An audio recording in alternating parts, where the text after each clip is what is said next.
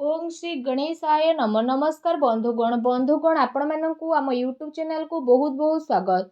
बंधुगण आज भिडियो रे आमे आपण मानकु कहिबा पई जाउछु आपणको पई विशेष भाबरे ए 48 घंटार समय अवधि विषय रे ए 48 घंटार समय आपणको पई किपरि साब्यस्त हेबो ता सहित केउ सब जिनिस रे आपणको फायदा हेबो केउ सब जिनिस रे आपणको सावधानता अवलंबन करबा को पड़िबो आपणकर लव लाइफ किपरि रहिबो क्यारियर किपरि रहिबो बिजनेस आउ व्यापार किपरि रहिबो ता सहित स्वास्थ्यर महत्वपूर्ण इनफॉरमेशन मध्ये आमे आपण माननको वीडियो रे देबु आउ ए वीडियो शेष रे आमे आपण माननको किछि उपाय विषय मध्ये कहिबु जहा द्वारा आपण ए दिन को आहुरी अधिक शुभ और मंगलदायक साब्यस्त करि परिबे।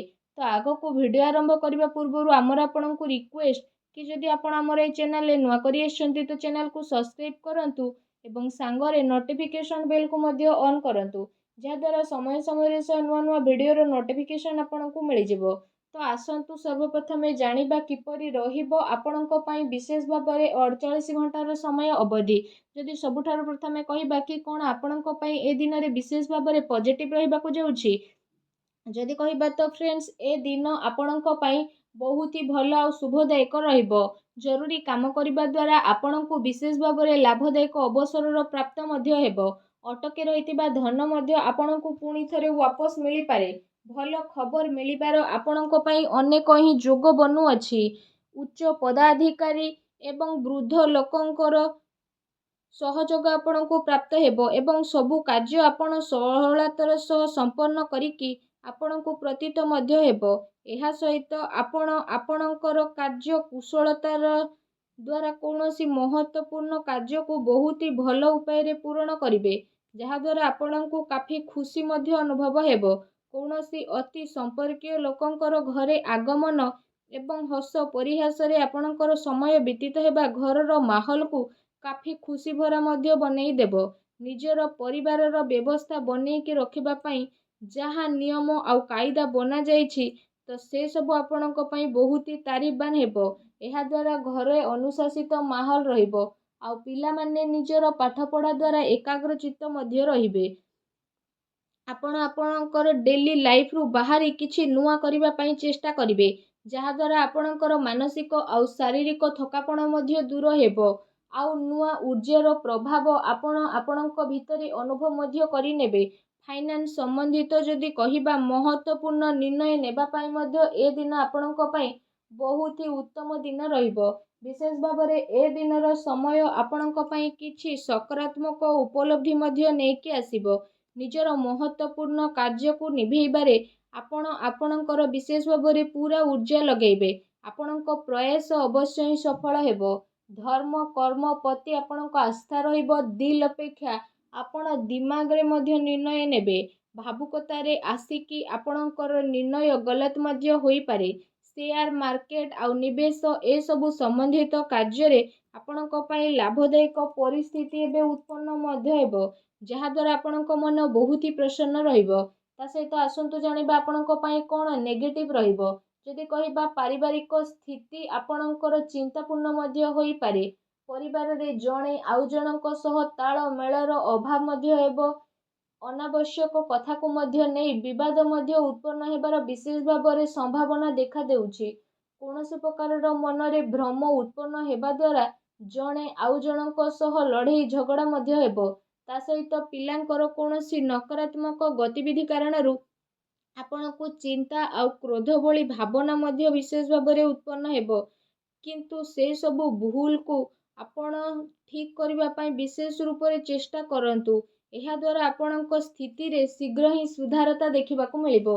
ता सहित आपण काहा उपरे विश्वास करिबा पूर्वरु सबु स्थिति उपरे भल भाव में विचार विमर्श करि नियंतु आपणकर भावुकता आउ उदारतार लोक माने फायदा मध्य उठेई पारंती फ्रेंड्स को सहित अधिक मेल मेलाप केवल आपणकर समय बर्बादी करदेव तेणु ध्यान रखंतु कौनसी निर्णय को नेबारे बहुत अधिक समय लगेबा हाथ में आसीथिबा उपलब्धि को दूर मध्य करि पारे निजर बाणी आउ जिद्दी स्वभाव को आपण नियंत्रित रखंतु मामु घर पक्षों द्वारा कौनसी प्रकार भूल बुझामणा मध्य आपणकर होई पारे आपणकर प्रतिद्वंदी आपणक विषय रे କିଛି ଭୁଲ ଆଖୁଆ ମଧ୍ୟ ଫେଲେଇ ପାରନ୍ତି, ଯେଉଁ କାରଣ ପାଇଁ ପଡ଼ୋଶୀ ଫ୍ରେଣ୍ଡସ୍ଙ୍କ ସହିତ ଆପଣଙ୍କର ସମ୍ବନ୍ଧ ମଧ୍ୟ ଖରାପ ହେବ।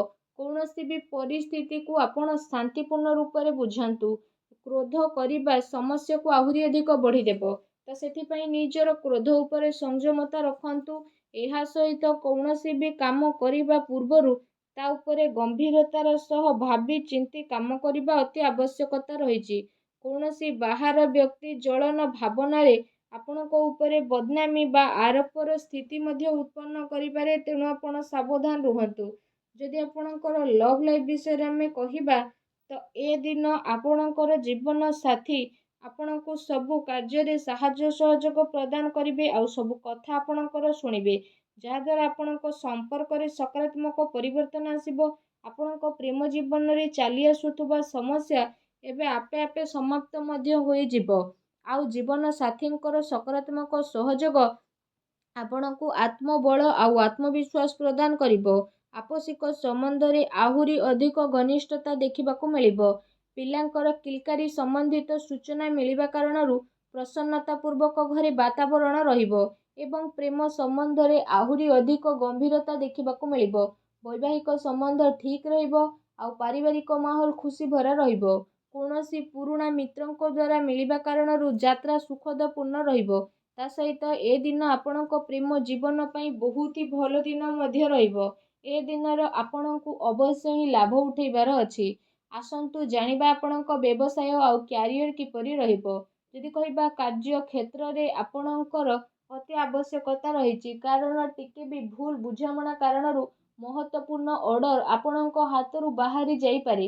ଚାକିରି ପେଶା ବ୍ୟକ୍ତି ବିଶେଷଙ୍କୁ ଧୈର୍ଯ୍ୟ ବନେଇକି ରଖିବାର ଆବଶ୍ୟକତା ରହିଛି, କାହିଁକି ନା ତାଙ୍କ ଉପରେ କାମର ଅଧିକ ବୋଝ ରହିବ ଏବଂ କାର୍ଯ୍ୟକ୍ଷେତ୍ରରେ କିଛି ନୀତିରେ ପରିବର୍ତ୍ତନ କରିବାର ଆପଣଙ୍କ ଆବଶ୍ୟକତା ରହିଛି। ସହଯୋଗୀ ଆଉ କର୍ମଚାରୀଙ୍କ ଗତିବିଧିକୁ ନଜରଅନ୍ଦାଜ ଆଦୌ ବି କରନ୍ତୁ ନାହିଁ।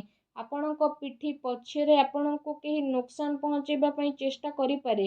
ସାଝେଦାରୀ ବ୍ୟବସାୟରେ ମାର୍ଗଦର୍ଶିତା ରଖିବା ଆପଣଙ୍କ ପାଇଁ ଅତି ଆବଶ୍ୟକତା ରହିଛି। କୌଣସି ପ୍ରକାରର ଅନୈତିକ କାର୍ଯ୍ୟକୁ କରିବା ଠାରୁ ଦୂରେଇ ରୁହନ୍ତୁ, କାରଣ ଏହାର ଖରାପ ପ୍ରଭାବ ଆପଣଙ୍କର ମାନ ସମ୍ମାନ ଉପରେ ପଡ଼ିପାରେ। ସେଥିପାଇଁ କୌଣସି ଅଜଣା ବ୍ୟକ୍ତିଙ୍କ ସହ କୌଣସି ଡିଲ୍ ଫାଇନାଲ ଆପଣ କରନ୍ତୁ ନାହିଁ। ଏହା ଆପଣଙ୍କ ପାଇଁ ବହୁତ ହି ଭଲ ରହିବ।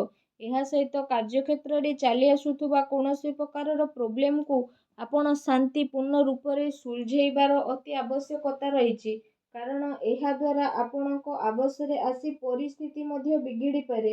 ଅଧିକାରୀଙ୍କ ଦ୍ୱାରା ବାତଚିତ କରିବା ସମୟରେ ମାନସିକ ସ୍ଥିତି ଆପଣଙ୍କର ସାମାନ୍ୟ ବନେଇକି ରଖନ୍ତୁ।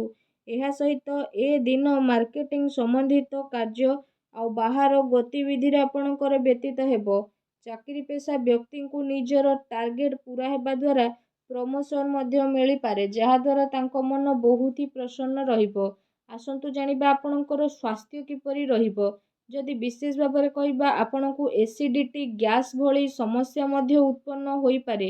ଏମିତିରେ ନିଜର ଖାଦ୍ୟପେୟ ଉପରେ ଆପଣ ସଂଯମତା ବନେଇକି ବିଶେଷ ଭାବରେ ରଖନ୍ତୁ।